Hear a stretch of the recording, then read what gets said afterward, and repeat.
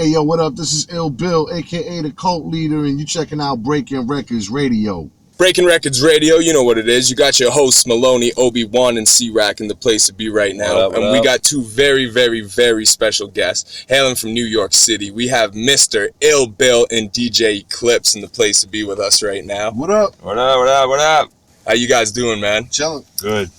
We out here in Beamsville right now. Real weird location to be doing this interview. Where are we? Where's the fucking campfire? Where's the fucking where's the fucking guy with the fucking No fires allowed apparently. Nobody with an axe or a chainsaw.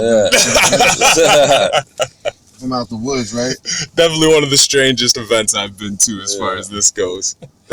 Alright, so first off, shout out to Tom from Real Wolf for linking us up. Wolf. Yes. You guys want to get into it, how you linked up with Real Wolf in the first place?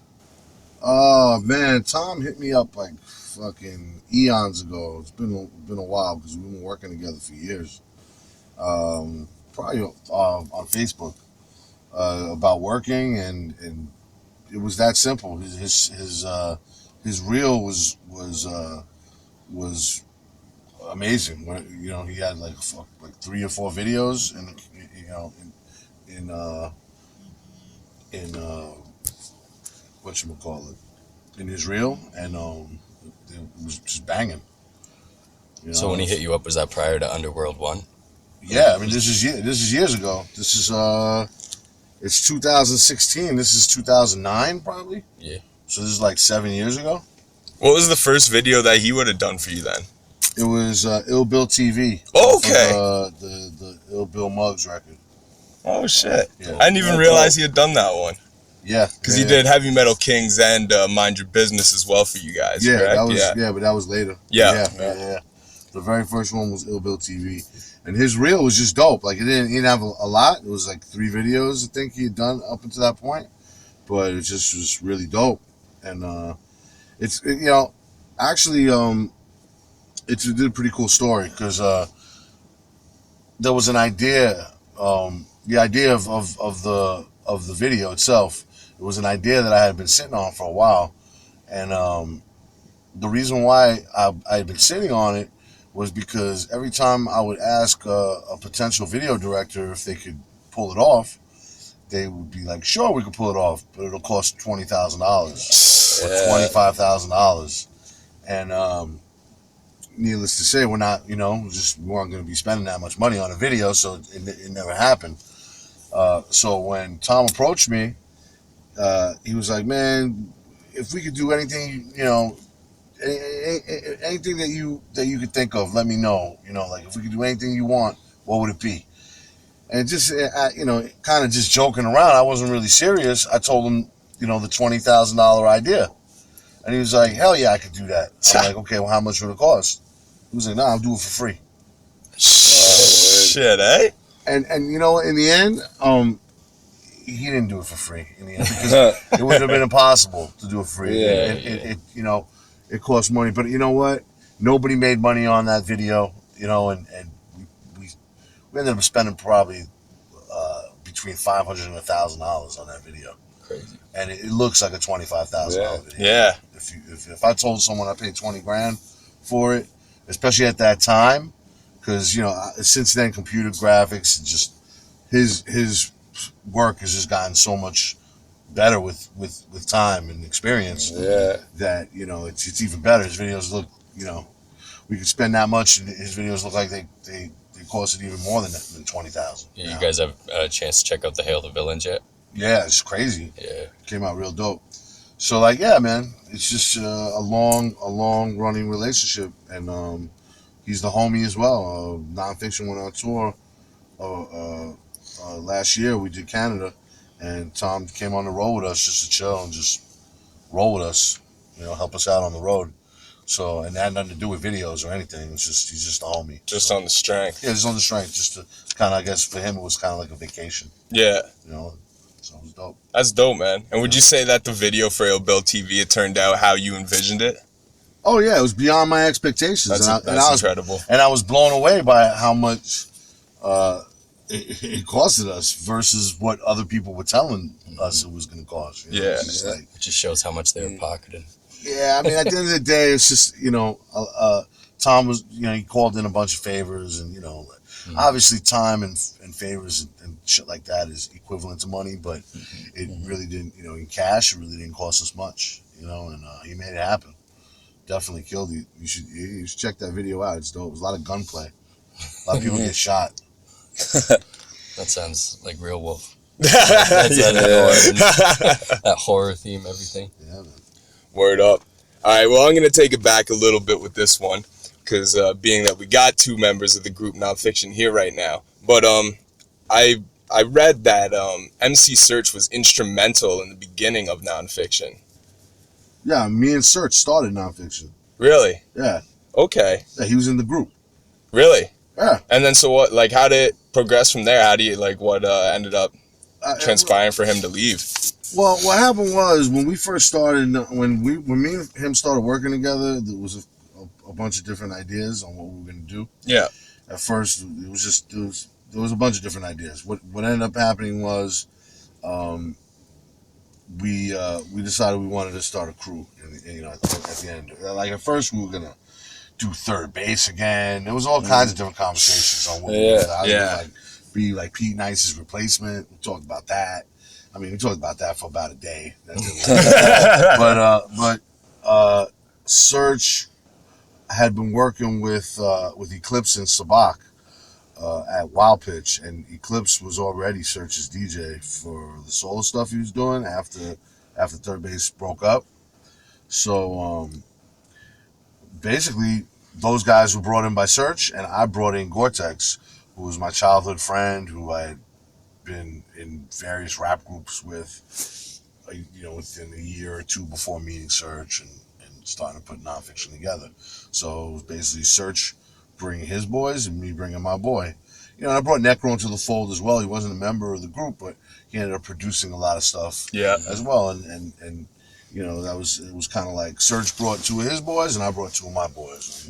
So that's how you and Eclipse actually linked then, would be through Search? Yes. Oh, crazy. Okay, and speaking about your brother in production, like, did you guys produce like early on when you guys were younger? Because I noticed you didn't produce earlier on.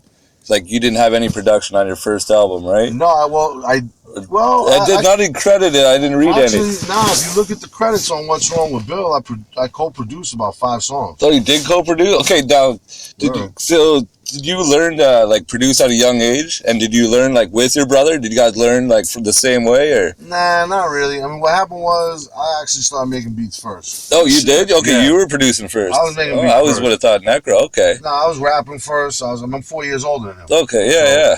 So I was rhyming first. I was making beats before him. And I bought an EPS and then Sonic, an EPS 16. Yeah. It's a keyboard, a sampling keyboard. And my intention was to learn how to use that and fuck with that. But I got sidetracked for whatever reason. I was way more into rhyming, really, than beats, to be honest.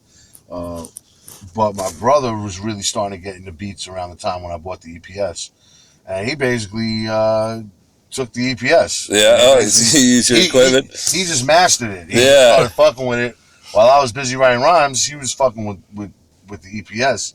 I ended up just giving it to him. And he got really good on the EPS. So all those beats from the very beginning of him making beats to all the Non-Phixion solo records and all the Non-Phixion stuff, all those beats were made on that keyboard. Oh, that's dope. Yeah.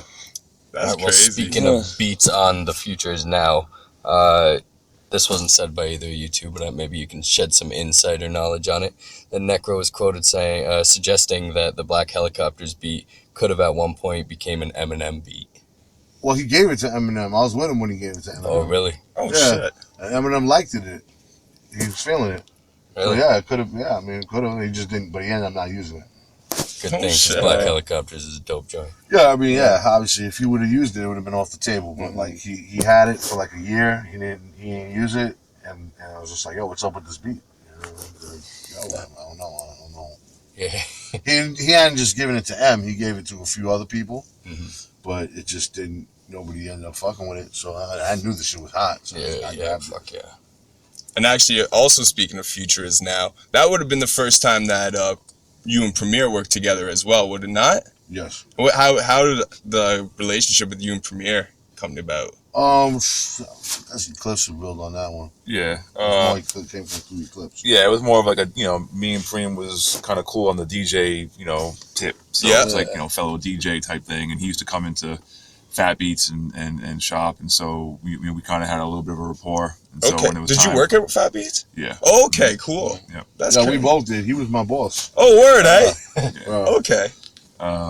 So when it was time for us to make the album, we all kind of pooled our resources together and reached out to, the people that we wanted to work with. Yeah. So it was, the Premier and, Pete Rock and, Large Pro. It was like, Beat Nuts. We all kind of just went after all the people that we knew that we were fans of. And so It's like a dream team. yeah, basically. Yeah. It's kind of like an Illmatic in a sense, like the Dream Team producers Sure. I mean, you got that's, on there. that's something that we didn't really realize that at the time we were doing it until after we did it. We looked back at it and be like, oh, you know what? Like, that was the first time since Illmatic that Large Pro, Pete Rock, and Premier were on the same album. And for an underground collective coming straight out of New York City, you know what I mean? Like, that's pretty... Sure. That's a lot to accomplish, I'd say. Well, Like, it's surprising that we did that, or that it was us that did it. Yeah. Because Illmatic came out in, like, 94, and Futures Now dropped in 2002, so it's bugged out that 8 years passed before these three producers were on a record, all three. It's kind of like because disappointing in a way. Sure. You know that like it took that long, but at the same time, we're glad we're the ones that did it, Yeah, because even Stillmatic would have been out by that point, and it didn't even touch up on all those producers. Nah, you think somebody would have put those guys together on some record. No, that's what I say. It's like a dream team right there, like the producers. Yeah, and that's why people are still talking about it 20 years later. I hope that's not the only reason. Well, no, but you know what I mean. People were. That definitely, the backdrop is a classic backdrop is there for you guys. Absolutely. All right, so I read something that when you guys, Area 51's the studio that you guys built with your forwarded check, right? With when you got signed. So I did read something that Eclipse, you were quoted saying MF Doom was hanging out with you guys a lot back then. Well, I don't know if it was me that said it really, because it was more like he was hanging with those guys. I think it was paraphrased or something. Yeah. He was hanging out at the spot, and that's how ended up with them recording with him. Because Area 51 was like the hangout. It was like but more so for those guys because they all lived in the neighborhood. I was out in Long Island at the time. Oh, word. With Search. Wait, when did we do? When did we build a studio?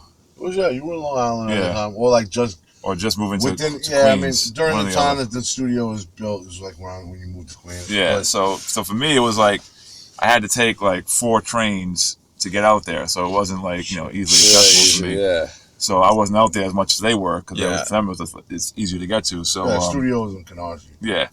So I would go there when I needed to be there. When it was time to like lay down scratches, stuff like that. That's when I would go. Me and Gore-Tex were there every day. Right. They were there all the time. So it was like a hangout. So that's like people, their boys would be coming through. And, so that's how that whole thing with Doom hanging out over there. Who's some other recognizable names that you guys used to have kicking in the Area 51 studio? I mean, everybody from the New York indie hip hop scene, from Doom to the Arsonists to Company Flow. I mean, name a group. You know what I mean? Like we're friends with everybody, so it's just a matter of if I was gonna hook up with L, from Cold Flow at that time, I'd either go check him or he'd come check us. So it was a lot of times people would just come check us at our studio. So, like you guys mentioned last year, you guys were united as Non-Phixion. Did you do just a string of shows, or did you do a tour? We did. I don't know. I mean, it's the same. I don't know. Would you consider a tour and a string show? I don't know. We did a bunch of shows. We did. Yeah, a bunch of shows. Yeah, I mean, we did as much as we could. Sabak's schedule isn't as open as it was 20 years ago. He's in the school system, and so he doesn't really have that much time off. So we ended up like he had to take off leave from work to do like the Canadian tour and to do the European tour we did with Jedi Mind Tricks. It's like he had to take time off from work. So after he took off those 2 weeks for Canada, 2 weeks for Europe, he didn't have any more time off. So everything else we did after that had to be like weekend dates, you know. So we did like 2-3 shows on the East Coast, you know, we did stuff like that. So scatter and fly basically, around. And, so that's how we weren't able to really do as much as we wanted to do. Yeah, that makes it a lot more difficult when you're constantly flying in and out too, right? Yeah, Yeah. exactly. So is there any possibilities of getting any new Non-Phixion joints, or is that happily put in the past at this point? No, it's stuff, you know, stuff we're talking about, you know, again, like being that it was a reunion of the group, we wanted to first test the waters and just make sure that we were all gelled again after, you know, 10 years of being apart. Yeah. So it was like, let's do that, and let's do the shows and you know, give the people what they've been asking for the last 10 years. And then based on how everything went, you know, we have loosely been talking about, you know, the possibility of recording again. But again, it's just like, you know, me and Bill are heavily involved in all these other projects. We have Makoka, we have Heavy Metal Kings, Bill's solo stuff, you know, whereas Sabak's not really recording anything, you know, and Gore just put out his solo album like, you know, a couple of years ago. So, you know, we have a lot more projects going on. So for us, it takes more work to kind of do a Non-Phixion thing at this point. So it's like we just want to make sure that, you know, we could first even, you know, do the idea of Non-Phixion before we actually jump into music. Yeah. Actually making it happen, Buddy, have you guys heard the Septagram record? No. That's one that's the new joint. the new one coming out, right? No, it's out. Oh, it's out? No. It's out. I didn't know it was out. Joint produced by Moss and Sick Nature. Yeah, it came out like 2 months ago. It's called Septagram. Gore-Tex featured on 3 songs. Oh shit. It's weird Yeah, seeing so his Actually, I've heard. So that's 2 out of 3 MCs of Non-Phixion. Yeah. You got on 3 songs. So, you know, if you do your homework, you'll know that, yeah, there's probably going to be Non-Phixion music coming soon. It's just a matter of time. Speaking of new music, Sean Price actually said he had an album he was doing with you, a project, and like he passed away a year ago, I think it was, a few days ago, and we were just wondering, like, did you have any tracks from that, like, shelved, or did you guys do that, or was that shelved? I mean, there's stuff that was worked on. Yeah, I was just It is what it is. No chance of that seeing the light of day, though, any probably now. songs? No. I mean, I don't know. Yeah. No, it's not even really up to me. Yeah. You know? Actually curious, too, because the first time I ever seen you perform, I met Eclipse that night, too, but this was years ago. It was in Toronto at Revival, and Sean Price was on tour. Helter Skelter was on tour opening for you guys. They just put out their, oh, shit, what was the name of the album with the masks on? Dirt. Dirt. The Dirt. Yeah, where they're pushing the Dirt album. Yeah. But I'm just curious, like, what is because he's a hilarious dude, like, what's your funniest Sean Price moment that you can remember through all the time being on the road with him and everything? Maybe an unheard one.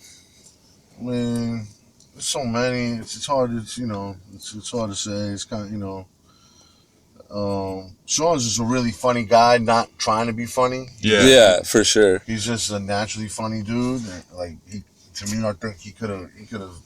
We joked about it all the time that he could have been a stand-up comedian professionally if he wanted to. I think maybe one time stands out for me when we were on tour. Forgot where we were. We might have been like in Colorado or somewhere. But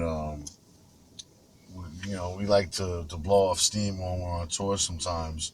And Sean decided to trash the dressing room one night. And you know, it wasn't like he was trying to hurt anybody or anything of that nature. He was just kind of like trying to hurt the table. Ended up like picking up the table, a couple chairs, throwing it at the wall. And I remember a promoter came backstage while this was happening, and for some reason thought it was his fault that Sean was doing that. And Sean was upset. But Sean wasn't upset at all. He was just, you know, throwing a chair at the wall. Yeah. You know, just blowing off some steam. Yeah. And, That's when we threw like a sandwich against the wall or something. yeah, it just like, he threw multiple sandwiches. And I just remember the promoter coming backstage and being terrified, and Sean just turning around and just kind of smiling right in his face, putting him at ease.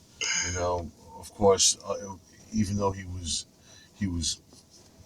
felt like, he felt like he wasn't going to get beat up anymore. He was still baffled. He was confused as to what was going on, and we were just laughing about it. All right. 1 second, I'm gonna jump out. 'Cause I want to see what if Jesse needs us for the show thing yet. So continue.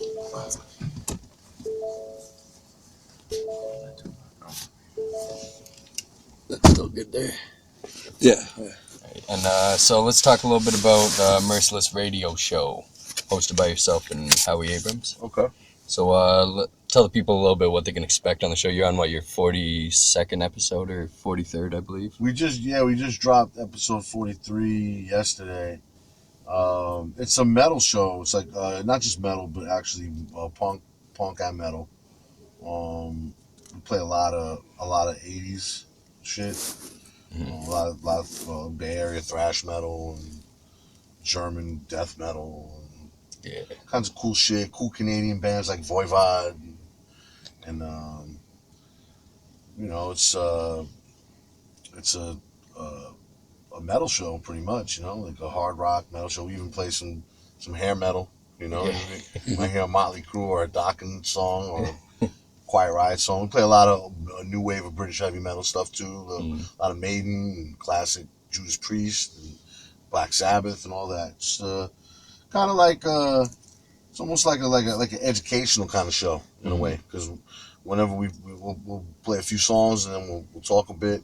Originally, actually, the show started out, it was a radio show. We're doing it in Manhattan, out of East Village Radio, which was I don't know what the story is with them now. I don't think they're broadcasting anything new. But since then, we've turned into a podcast. So the last couple of episodes have been like our first as a podcast, and we're starting to figure out the ins and outs. Doing a podcast is a little different from doing a radio show. Yeah, for sure. But we're having a lot of fun with it. Me and Howie are really good friends, so when you hear us talking in between songs, it's the same kind of conversations me and him have when we're just hanging out, and me and him go to a lot of metal shows together. And if you don't know about Howie's background, Howie is an old school dude who's like managing Nuclear Assault when he was like 17. Grew up with the Anthrax guys and has been at A&R for years, signed Sick of It All to their first record deal, Madball to their first record deal. I remember a ton of other bands, and is now actually running a publishing company and writing books, and he just finished a biography on HR from Bad Brains. Oh shit! It's coming out in January. Yeah, you worked with him on a track on Hour of Reprisal or something like that? HR, yeah. I actually worked with him on the Grammy Awards also. Right. Yeah, I worked with him a couple of tracks over the years. Well, now with that segue, you've also worked with Howard Jones from Killswitch, Bad Brains, Max from Soulfly. Yep. Is there any plans of you doing a full-fledged metal? We know that you're a big influence with metal, with the radio show, with the Slayer references and autobiography and... I mean, anything's possible. I mean, I wouldn't mind. I play bass. I mean, I wouldn't mind playing in a band if it's the right situation. Like the Q Unique, what he's doing now with what's that, Rockwell or Q's got Stillwell with Fieldy from Korn. It's crazy. He's also got another project called King's Bounty that I was helping him out with a little bit early on. That's going to be coming out soon. But yeah, it's always possible. I might start my own thing. I mean, it's for me. I love, metal and punk as much as I love hip hop. It's just, I was in bands for years before I even really started taking hip hop really serious. But those were my teenage years, and then it's just like the hip hop shit just took off. I look back, it was like 20 years later. I'm like, whoa, what happened? Yeah. Do you find the underground scenes are similar in New York between like metal and punk and hip hop? There's similarities.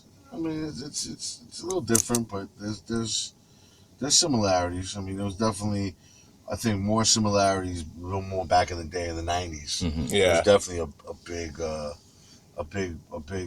a a big way you could you could find comparison between, like, especially the New York hardcore scene, you know, and the underground hip hop scene, and that's crossed over a lot over the years. But I mean, even back then, like in '88 when Sick of It All, '89 whenever they put out their first record, they had KRS-One do the intro to their album.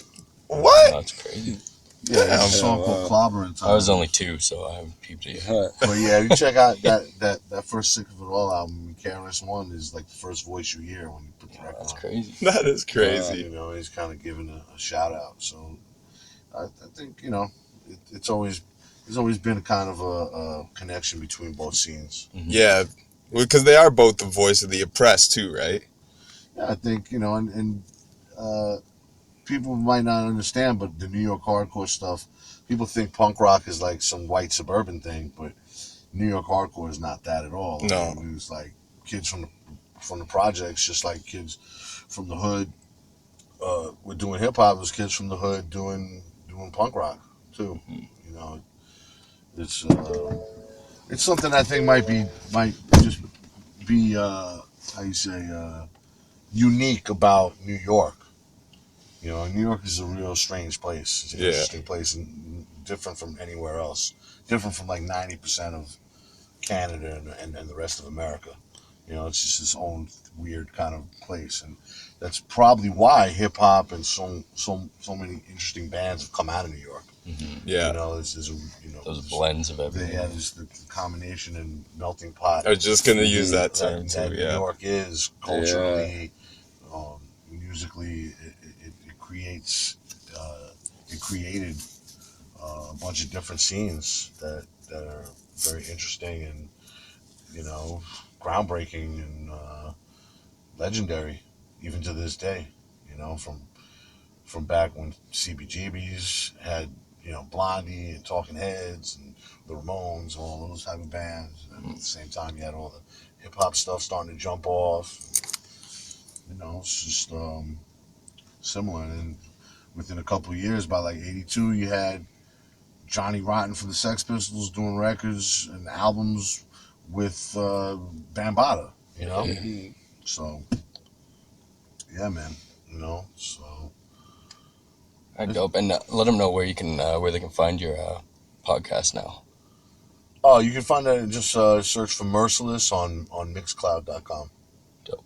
and actually, with your love for metal and hard rock too, I was also wondering, have you ever actually toured with like a metal band and had them like play your instrumentals or anything like that? Nah, No, I've never done anything like that. really. Nope. Ever like, is that any thoughts for any future plans or not really? I've never really been a big fan of that. No. You know, I mean, you know, I think just because I don't think the bands that people, I mean, it's just you have to find the right band. Yeah. You know? So for us, I just, you know, I mean, like if the Roots asked me to come and do a set with them, I would love to. You know, someone on the level of the Roots would be great. Yeah. You know? But yeah, I mean, we just haven't worked with anybody of that nature. I mean, we did some stuff with Steph from the Deftones and the Fear Factory guys on the first on the Non-Phixion record, Futures Now, the CIA remix. But we never actually performed it live with them. That'd be something. That'd be something. Deftones. That would Hit be up crazy. Bill. Yeah. I know. Eclipse. Let's talk a little bit about your show. Rap is Out of Control. Yeah. So, what do you got popping on there? You know, it's just it's kind of a continuation of what I was doing prior to that with the halftime show on NYU. It's just what I feel is like, you know, the best of what's out there for new stuff, and in unedited format. And that show's been doing it now for I guess about 7 years or so, up there on Sirius XM. So just, you know, 2 hours of like dope hip hop and, you know, try to bring up guests that I feel need the light, you know, whether they're like more legendary status or whether like new guys that I feel are dope and need people to check them out. Dope. What channel can they find that on? It's on Hip Hop Nation, channel 44 on Sirius XM Dope. on Sunday nights from 10 to 12. Do you guys get Sirius XM in Canada? Yeah. Mm-hmm. Yeah, we get it. Right now, in 2011, I read that there was supposed to be a Heavy Metal Kings versus DJ Muggs project coming out. What? Is that still coming out? Or is that on pause now? I mean, it was something that we talked about doing at the time. I definitely wanted to do it, but everybody was just too busy at the time to get it done. And it was something that, we probably shouldn't have announced. Yeah. Because it wasn't underway yet. It was just something that we wanted to do. We intended to do it. Yeah. It's something that could happen, of course. Anything could happen. But don't hold your breath for it. Well, it's just one of those things. It's just, me and Vinnie are actually working on Heavy Metal Kings 2 right now. And, we'd love to get Muggs involved with it. Muggs is my boy. He's one of my homies outside of music. He's just a friend of mine, So any chance I get to work with Muggs is a pleasure. Dude's fucking one of my favorite producers. So we would love to, and I would love to work with him either with Heavy Metal Kings, as Ill Bill, or do another DJ Muggs versus Ill Bill. Maybe we do some new Non-Phixion shit with Muggs. Anything's possible. But yeah, I mean, I don't know for sure. But let's just say I doubt it's going to happen. It's not like there's a shortage of Ill Bill music coming out. Yeah, we got a lot of stuff coming up. Hell yeah! All right, so let's talk about the newest solo album, Septagram. You got I found that you had like Premiere and that and like the legends of, let's say, yesteryear on like your earlier albums. On this one, you seem to be going for like the next generation of upcoming legends and stuff, like Sick Nature. I guess Moss is a little bit old school, but with C-Lance and stuff like that. Is there any reason for that, or is it just how it worked out with what beats you were offered and what you picked? Yeah, I mean, it just worked out. The Septagram record I put together very quickly over a short period of time. It was initially more like just kind of a mixtape kind of thing, and as I started working on it and getting it done, it just shaped up to be more of a serious project. And I think mixtape, when you call something a mixtape, it kind of belittles it. Yeah, devalues it almost. Yeah, and I think I think I knew once it was done and I gave it a good listen that it was more than just a mixtape. So. But there wasn't really too much premeditation put into it, as opposed to like the Grammy Awards, where like I really put a lot of thought and preparation into it. I would say Septagram was more kind of spontaneous. Yeah. And I had a lot of fun making it. The thing about Septagram is I haven't put anything out for 3 years. If you look at the time that's passed between the Grammy Awards and Septagram, it's been like a 3-year gap. Kind of flew by, but I was gonna say, it didn't even seem like that long. Yeah, but I'm still banging Hour of Reprisals. That's great, and I'm glad that the other stuff still resonates, and that I was able to get away with taking a 3-year break. Yeah, for sure. But regardless, there was a 3-year break, and I think around the time I started working on Septagram, I've kind of had a little bit of ants in my pants. Like I was like feeling kind of rushed, just amped to get something out, And well, it worked out nice with the features now with the 20th anniversary for Non-Phixion that you guys did like the ultimate vinyl release and stuff like that, right? With the cassettes. Right. So at least that gave him something in the meantime. Yeah, I mean, and during the 3 years, during that time, we actually recorded a brand new Lakota album, which we just mixed and mastered it and handed it in. Shit. So that's coming out. Is there anything you can leak about that? Like any of the producers or features you guys got on there? Yeah, it's coming out November 4th. Lethal did a bunch of joints on it as usual. Go. He's our in-house guy, so that's our dude. But we've got Sick Nature on the record. Who else do we have beat wise? We've got J57 did a joint. Nice. Are you producing any off the album? I didn't do anything on the Coca Nope. record, on the new Okay. Coca record. I didn't do anything. I did a couple on Septagram, but nah. This record I didn't do any. Marco Polo did a joint. Ooh, nice. Is Is that your first time working with Polo? Nah, I've done a couple of joints for him for his Okay. projects in the past, but this is the first time he's done something for on you. one of my projects. Yeah. Got a beat from Salam Rec. If you're familiar with him, he's the in-house guy for the Dog Pound. Okay. Does a lot of work with Snoop and those guys. Oh shit. Cypress Hill guys. Works real close with Be Real as well. Feature-wise, we've got Sick Jackin' on a couple of songs. Dope. All right. It's one of my That's favorite kind Psycho, of bro. that's like traditional for us. Yeah, Yeah. for sure. This is the third La Coca album that he's been on 2 songs on every record. And Vinnie's on the record. Got Vinnie Paz joint. Dope.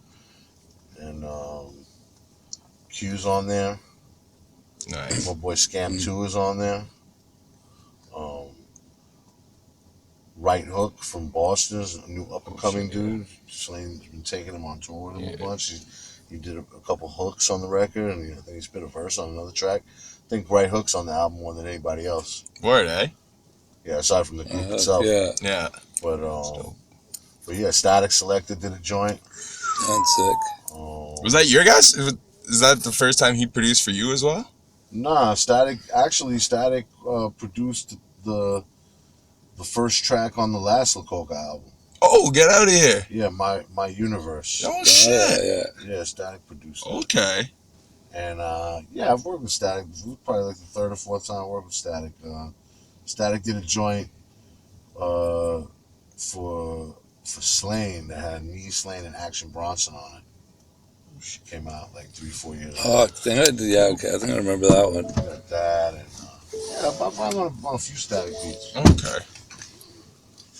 But yeah, I mean, I'm probably leaving somebody out production wise. Shit. Who did I Need Help? Leaf Dog? Yes. Yeah, Leaf Dog is on there too. He's an upcoming dude. And you said that drops what, November 2nd? November 4th. November 4th, okay. Right. How'd you guys link up with Bun B for the first Coca? Bun B was when we were working on that first La Coca album. When we first put the group together, we made a pact. It didn't last beyond the first record, but when we were making that first record, we made an agreement that we would only record while we were all chilling in the room together. Yeah. And because of that, because most of the group was living in LA, we recorded the whole record in LA in Lethal's studio. And Lethal had this spot, used to be like Jimi Hendrix's studio, like back in the day. It was right behind the Capitol Records building, which is like a real legendary building in LA. And it's like right in Hollywood, like just like in the Hollywood area.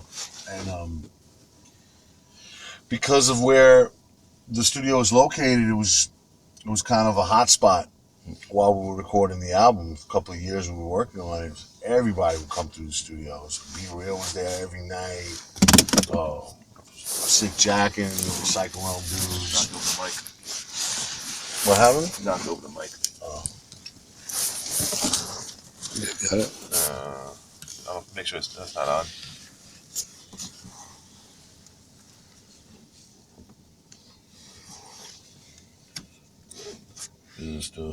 It's off.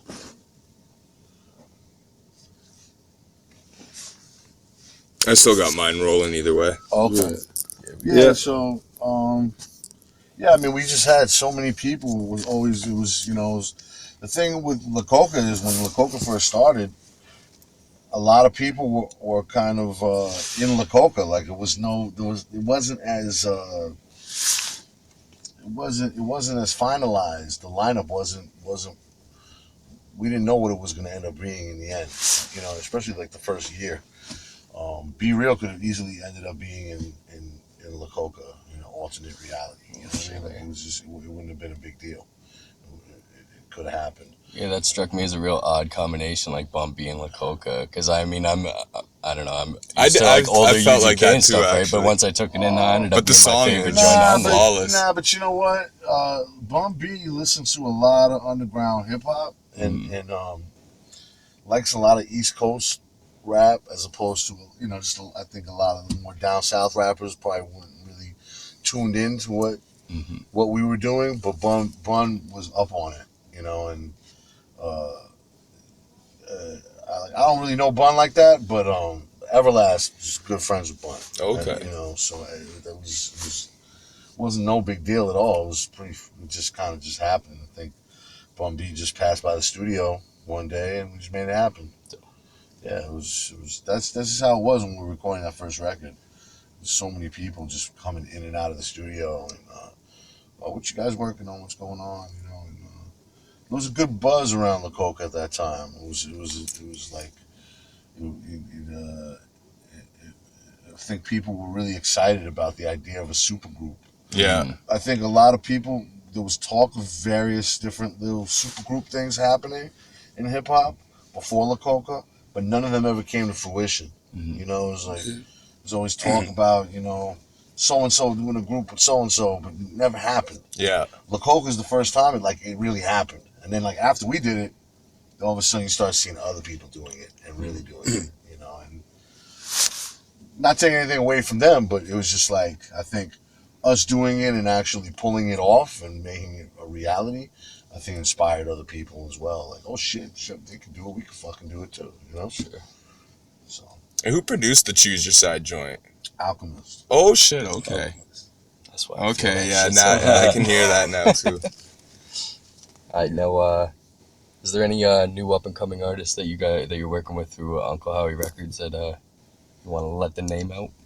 I mean, not really. I mean, I'm not really working with any new up and coming artists. Is that more like a collection of just like you and your homies type music and stuff? Like you guys aren't signing artists or anything like that? Nah, I'm not signing anybody. Not really. Not unless something. You know, if organically it happened, that'd be cool. I'm not really. Just not You're looking. not scouting though. Not really. Yeah. Don't bother handing Bill your CDs at the show. Yeah. I'm Yeah. not saying that. Less than I 10 say out of that, 10. but I'm just, you know, it like I said, organically, if it happened, cool. But yeah, it's like not. I mean, really, if anything, I like working with the homies. I like working with Vinnie and SLAINE and Q and the Non-Phixion guys. You know, anything else is a bonus, but I like keeping shit in house. Yeah. Working with my friends. Where you already got the chemistry. Exactly. Yeah. It's more than just music with these guys. You know, just with friends, with family. You know. Now, if y'all are good, then I'm gonna wrap this up. I think y'all The probably gotta power question. get this show cracking anyways. The what? The power question. The power question, the end it all. Alright, so I'm gonna ask you guys individually. If your musical style could be translated to a Mortal Kombat finishing move, what would it do to your opponent? This doesn't have to mimic. You guys are familiar with Mortal Kombat, yeah? It's been decades since I played the game. Decapitation. Decapitation. Exploding decapitation. Exploding decapitation. There you go. Either that or exploding diarrhea.